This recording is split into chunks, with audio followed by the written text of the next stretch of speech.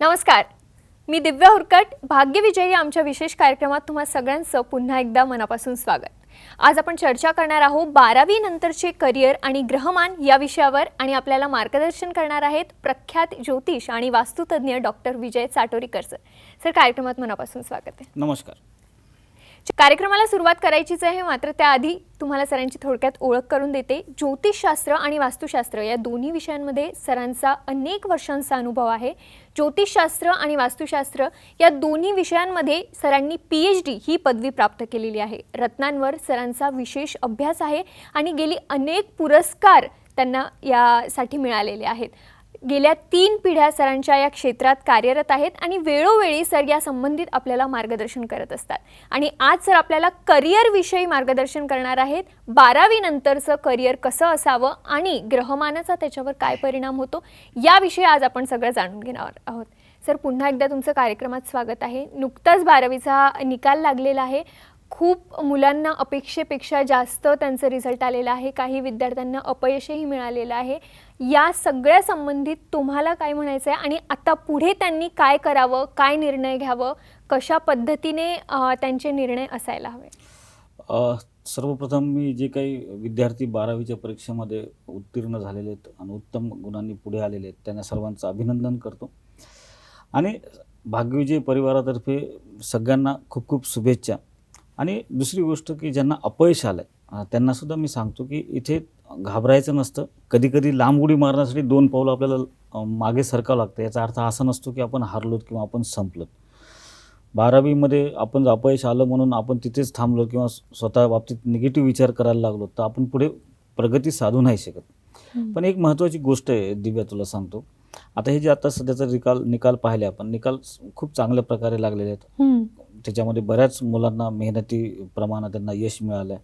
बऱ्याच लोकांनी खूप मेहनत करून त्यांना अपेक्षित यश पण नाही मिळालेलं आहे. अशा अनेक गोष्टी घडलेल्या आहेत. आता ह्या सगळ्या गोष्टीचा जेव्हा आपण विचार करतो किंवा ज्योतिषशास्त्राच्या दृष्टिकोनातून ह्या सगळ्या गोष्टीकडे जेव्हा मी पाहतो आणि जेव्हा माझ्याकडे काही पालक येतात त्यांच्या पाल्यांना घेऊन, मग मुलगा असेल किंवा मुलगी असेल, तर त्यांची 10वी किंवा 12वी हे 2 वर्षे त्यांच्यासाठी फार महत्त्वाचे असतात. प्रत्येक पाल्यासाठी आणि पालकांसाठी पण तेवढेच महत्त्वाचे असतात आणि प्रत्येकाच्या अपेक्षा आपल्या पाल्यांकडून असतात.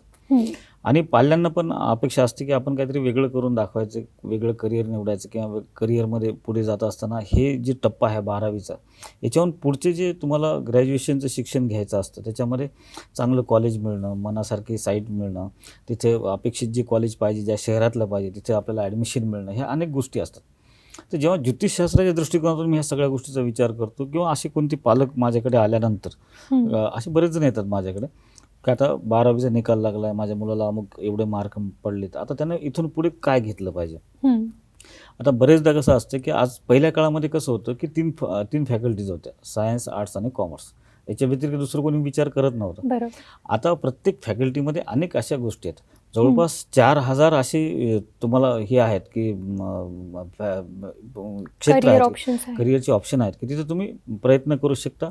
आणि मला हे पालकांना हेच सांगायचं आहे की ठराविक गोष्टी ज्या असतात किंवा डॉक्टर होणं किंवा इंजिनियर होणं, अमुक काही गोष्टीचं जे डोक्यामध्ये माइंडसेट बनलेला असतो पालकांचा, त्यांनी पण ते सोडून दिलं पाहिजे.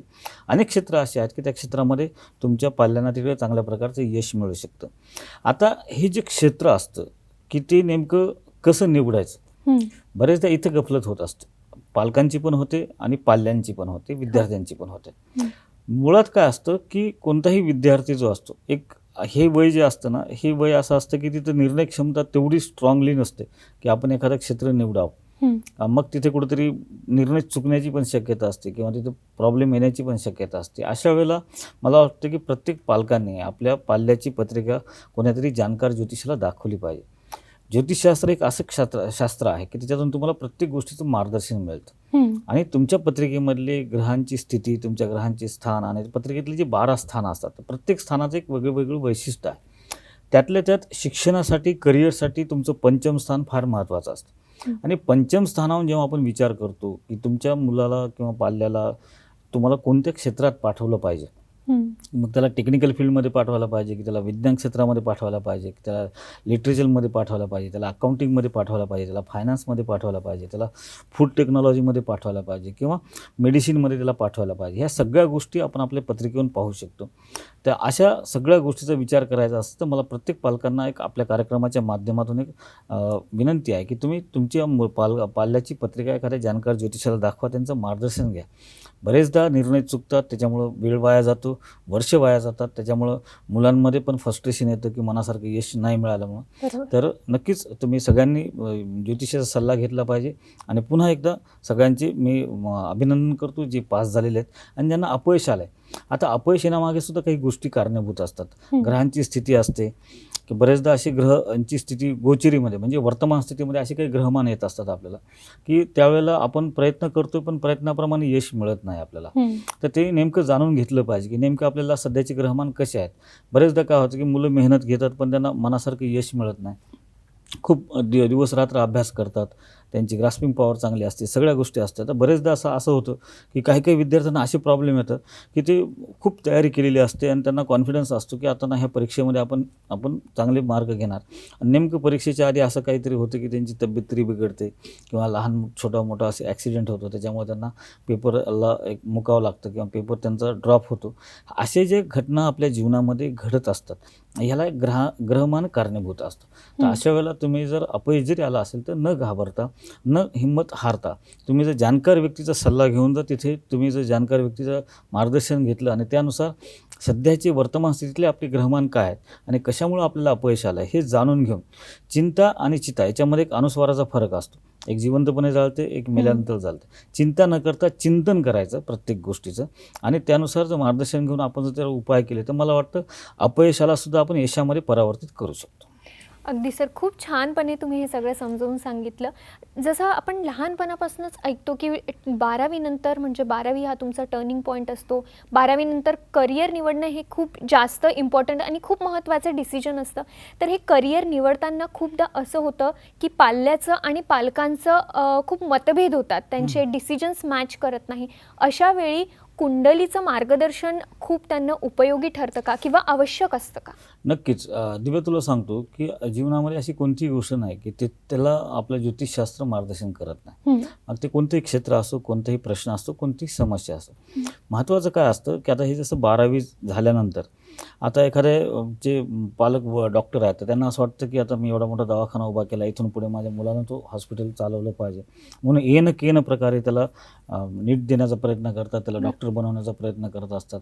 आणि मग ते त्याला विचारत नाहीत, की तुला नेमकी तुझी इच्छा कशी आहे. आणि लहानपणापासूनच त्याला त्याच्या डोक्यामध्ये असं भरवलेलं असतं, आता माझ्यानंतर माझा व्यवसाय तूच सांभाळणार, माझी प्रॅक्टिस तूच करणार पुढे, हे त्याच्या डोक्यामध्ये असं भरवलेलं असतं. आणि मग त्याला स्वतःचं मत मांडायला एक चान्सच भेटत नाही. आणि मग तो कुठेतरी मनातल्या मनात कुठेतरी त्याच्या एक मनाच्या कोपऱ्यामध्ये एक निराशा एक निर्माण झाली असते त्या क्षेत्राबद्दल. आणि तिथे काम करत असताना सुद्धा त्याचं मन लागत नाही किंवा ते शिक्षण घेत असताना सुद्धा त्याचे कॉन्सन्ट्रेशन होत नाही.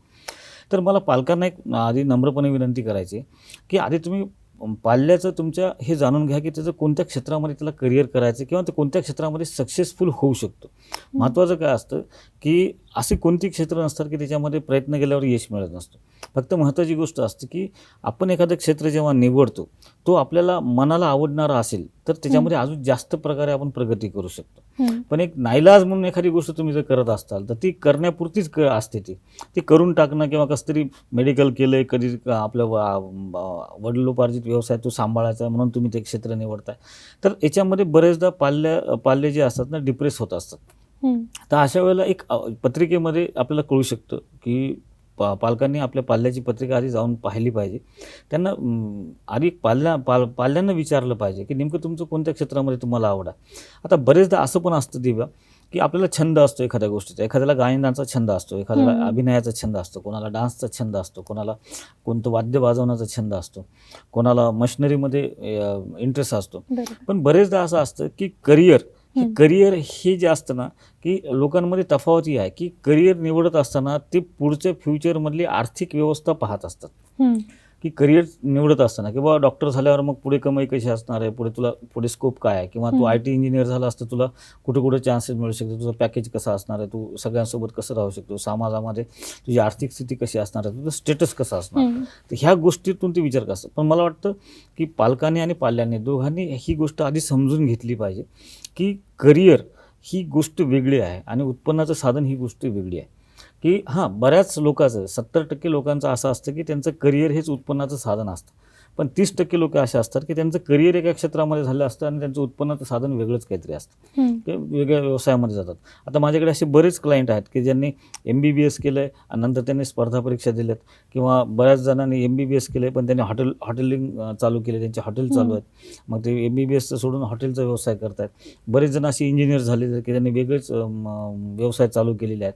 पण हे जे काही असतं ना, याच्यामागे आपली पत्रिका आपल्याला दर्शवत असते. आपल्या पत्रिकेतले ग्रहमान आपल्याला सांगत असतात की तुम्हाला नेमकं कोणत्या क्षेत्रामध्ये यश मिळणार आहे आणि तुम्हाला स्थिरता आणि स्टॅबिलिटी कोणत्या क्षेत्रामध्ये मिळणार आहे. जेव्हा करिअरची निवड करत असतो तेव्हा एकतर पालकांनी आपला जे काही चष्मा असतो तो बाजूला ठेवला पाहिजे, पाल्यांच्या चष्म्यातून त्यांना पाहिलं पाहिजे. आणि निवडत असताना की आपल्या खरंच पाल्याला त्याच्या पंचम स्थानामध्ये कोणते ग्रह बसले, तर पंचम स्थान हे एज्युकेशनसाठी फार महत्त्वाचं असतं.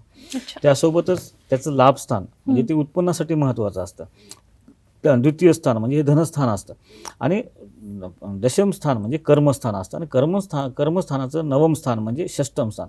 ह्या सगळ्या स्थानांचा विचार करून तिथं बसलेले ग्रह, त्यांच्यावर पडणाऱ्या ग्रहांची दृष्टी आणि ते कोणत्या ग्रहांच्या सानिध्यात बसलेत, या सगळ्या गोष्टीचा विचार करून जर आपण ती निर्णय घेतला किंवा निवड केली आपल्या करिअरची, तर मला वाटतं भविष्यामध्ये आपल्याला कुठेही चढ उतार किंवा अपयश अशा ज्या गोष्टी आपल्या जीवनामध्ये येत असतात किंवा बऱ्याचदा ब्रेक लागतो आपल्या करिअरला किंवा एज्युकेशनमध्ये पुढच्या करिअरमध्ये ज्या अडचणी येतात, ह्या अडचणी त्याच्यावर आपण मात करू शकतो आणि आपलं जे करिअरची दिशा आहे ते आपण योग्य प्रमाणात ठरवल्यामुळं आपलं करिअर चांगल्या प्रकारे सक्सेस करू शकतो. अगदी सर, याच संबंधित मला पुढचा प्रश्न विचारायचा आहे, पण त्याआधी तुम्हाला स्क्रीनवरती जे नंबर्स दिसत आहेत ते तुम्ही आवर्जून नोट करून घ्या. तुम्हाला करिअर संबंधी काहीही मार्गदर्शन हवं असेल किंवा तुम्ही कन्फ्यूज असाल आता पुढे काय करायचं, जसं सरांनी सांगितलं की असे मतभेद होत असतात पाल्यामध्ये, पालकांमध्ये, आणि याचं डिसिजन घेणं खूप महत्त्वाचं असतं आणि पुढे आपल्यासाठी काय जास्त योग्य आहे, काय लाभदायक ठरणार आहे, हे सगळं आपल्याला कुंडलीवरून कळतं आणि याचं मार्गदर्शन सर वेळोवेळी करतच असतात. तर तुम्ही त्यासाठी फक्त स्क्रीनवरती जे नंबर्स आहेत ते तुम्हाला नोट करून घ्यायचे, सरांची अपॉइंटमेंट घ्यायची आहे आणि त्यांना प्रत्यक्ष भेटून याचं मार्गदर्शन घ्यायचं आहे. आज आपण चर्चा करतोय 12वी नंतरचे करिअर आणि ग्रहमान या विषयावर आणि आपल्याला मार्गदर्शन करतायत प्रख्यात ज्योतिष आणि वास्तुतज्ञ डॉक्टर विजय साटोरीकर सर. सर, ब्रेकच्या आधी तुम्ही आम्हाला सांगितलं की करिअर कशा प्रकारे निवडावं, काय आवश्यक असतं, आणि जसं तुम्ही सांगितलं की पालकांनी पाल्यांच्या चष्म्यातून ते बघायला हवं.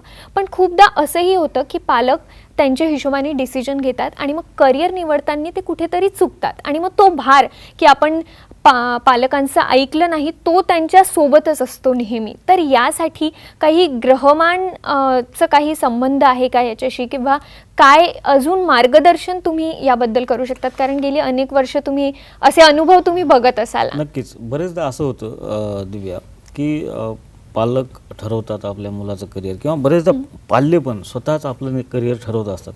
आता प्रत्येकच पालक हा मुलांवर बळजबरीच करतो असं मला नाही म्हणायचं, पण बरेचसे असे पाल्य असतात, विद्यार्थी असतात की जे स्वतःहून आपल्या करिअरची निवड करत असतात.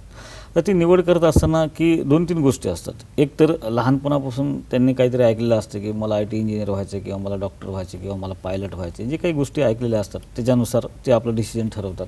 पण त्यांना माहीत नसते की आपल्याला नेमकं जायचं आहे कोणीकडे आणि त्यासाठी मेहनत किती लागणार. दुसरी गोष्ट काय असते की बरेच विद्यार्थी असे असतात की आपले मित्र पाहतात की आपले मित्र कुठे गेलेले आहेत, मग अमुक ह्या कॉलेजला गेला, मग आपण पण त्या क्षेत्रामध्येच जायचं, हे स्वतःचा निर्णय त्यांचा नसतो. आता हे जे 2 गोष्टी आहेत आणि तिसरी गोष्ट म्हणजे पालकाने निवडलेलं करिअर तुमचं. आता ह्या तिन्ही गोष्टीचा ग्रहमानाचा संबंध कसा आहे तो मी तुला सांगतो. आता एखादा विद्यार्थी जो असतो त्याच्या पत्रिकेमध्ये आता दशम स्थान हे वडिलाचंच ठिकाण असतं, चतुर्थ स्थान हे आईचं असतं. आता त्या ठिकाणी जर चंद्र असेल किंवा गुरु असेल तर अशा वेळेला हे मुलं जे असतात ना ते पालकांचं ऐकून निर्णय घेत असतात. त्यांना स्वतःचं डिसिजन घेण्याची मानसिकता नसते, कारण त्यांना कोणतरी पुश करावं लागतं, कोणतरी सांगावं लागतं.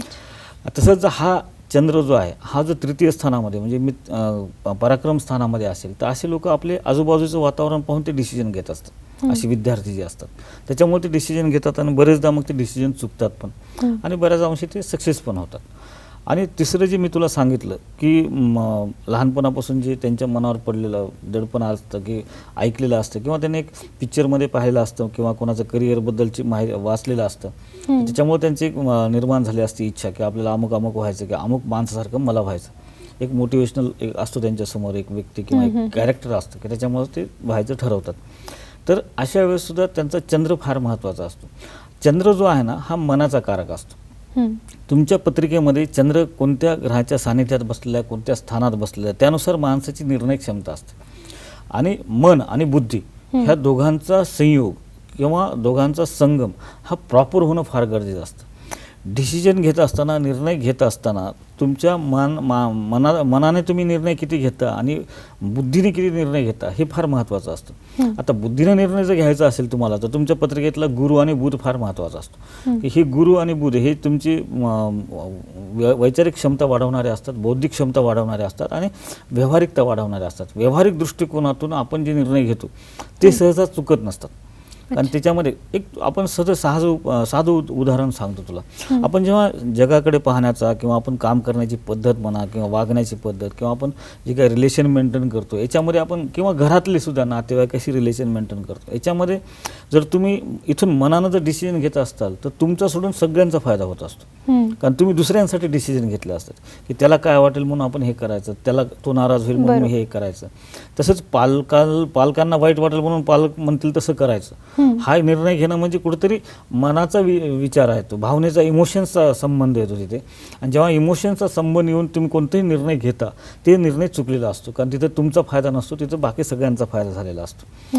आणि जेव्हा तुम्ही बुद्धीनं म्हणजे विचार करून डोक्यानं निर्णय घेता तेव्हा तुमचा आणि तुमचाच फायदा झालेला असतो, बाकी कोणाचा फायदा झाला नसतो, कारण तो व्यावहारिक निर्णय असतो. तर करिअरच्या बाबतीमध्ये सुद्धा म्हणजे आयुष्याच्या प्रत्येक टप्प्यावर प्रत्येक जे काही आपल्या आयुष्यातले टप्पे असतात तर हे 12वी नंतरचा फार महत्त्वाचा टप्पा असतो. इथून कसं असतं की इथून तुमच्या एका जीवनाला दिशा मिळणार असते. म्हणून मी सांगत असतो प्रत्येक पाल्याला जे माझ्याकडे 10वीचे विद्यार्थी त्यांचे आईवडील माझ्याकडे त्यांना घेऊन येतात आणि मी त्यांना नेहमी सांगत असतो, अरे बाबा हे 2 वर्ष बरेच पालक सांगतात की ह्याचं तर 10वी आणि 12वी आहे, आता 10वी झाले, आता 12वीला फार महत्त्वाचे वर्ष आहे, त्याचं करिअर चांगलं घडलं पाहिजे, त्याला चांगलं यश मिळालं पाहिजे आणि ह्याचं थोडं अवांतर गोष्टीमध्ये लक्ष आहे, मोबाईलमध्ये आजकाल तो मोबाईल कॉमन झाला, मोबाईलमध्ये लक्ष आहे, कॉन्सन्ट्रेशन नाही, अभ्यासामध्ये त्याचं मन लागत नाही. तर अशा वेळेला काय असतं मुळात की मी त्या विद्यार्थ्यांना एक सांगत असतो की अरे बाबा हे 2 वर्ष तुझ्यासाठी फार महत्त्वाचे. ह्या 2 वर्षामध्ये जर तू तुझ्या मनासारखं वागलास तर आयुष्यभर तुला ॲडजस्टमेंट करावं लागणार.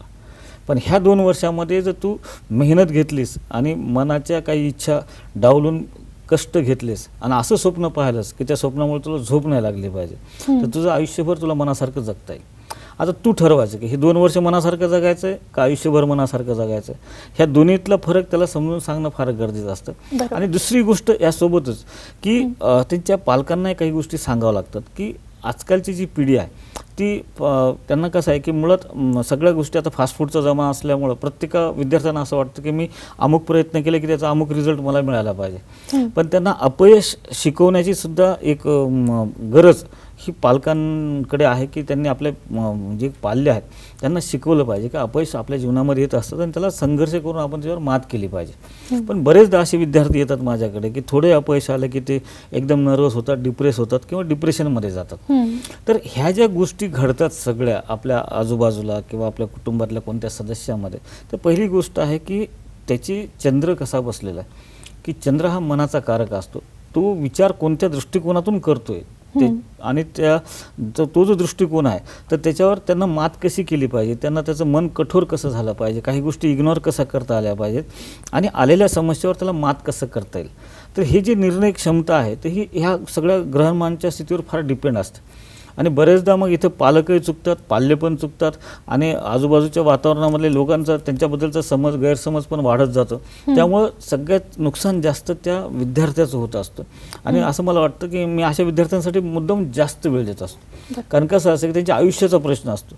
आज मी 15-20 मिनिटात एक लाईन करत असेल तर मी अशा विद्यार्थ्याला 1.5 तास वेळ देतो. कारण त्याच्या मनातल्या सगळ्या गोष्टी बाहेर आल्या पाहिजे, त्याचा दृष्टिकोन कळायला पाहिजे आणि त्याची ग्रहाची स्थिती काय हे त्याला समजून सांगून त्याच्यामध्ये चांगले काय गुण आहेत हे त्याला पटवून देऊन वाईट जे गुण आहेत त्याच्यावर मात कशी करायची, ह्या सगळ्या गोष्टी त्यांना समुपदेशन करणं फार गरजेचं असतं. आणि आजकाल आई वडिलांनी जर केलं तर मुलांना ते पटत नाही. म्हणतो ना आपण सोनारानं कान टोचले पाहिजे. तर कोणी तिराहित माणसानं जर मार्गदर्शन केलं विद्यार्थ्यांना तर मला असं वाटतं की त्यांच्या करिअरची दिशाही चुकणार नाही आणि करिअरमध्ये पुढे चालून त्यांना फ्रस्ट्रेशन किंवा डिप्रेशन अशा गोष्टी घडणार पण नाही. अगदी सर, खरं तर करिअर हा खूप मोठा विषय आहे आणि प्रत्येक पाल्याच्या किंवा पालकांच्या मनात वेगवेगळे प्रश्न या संबंधित असतात.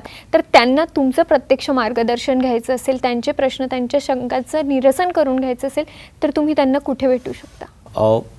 दर रविवारी, आता इतके दिवस आपलं ठाण्याला ऑफिस होतं, पण आता उद्याच्या 12 तारखेपासून आपण दादरला ऑफिस केलं आहे. शिवसेना भवनच्या बाजूलाच आपलं दादरला ऑफिस आहे. तिथे मी दर रविवारी सकाळी 11 ते संध्याकाळी 6 वाजेपर्यंत तिथे असतो. आणि दर शनिवारी मी पुण्यामध्ये असतो आणि दर बुधवार गुरुवारी औरंगाबादला असतो. या ठिकाणी मला ते प्रत्यक्ष येऊन भेटू शकतात. काही दिवसातच आपलं नागपूर आणि कोल्हापूर पण चालू होणार आहे. जेव्हा चालू होईल त्याच्याबद्दल तर मी सांगेलच.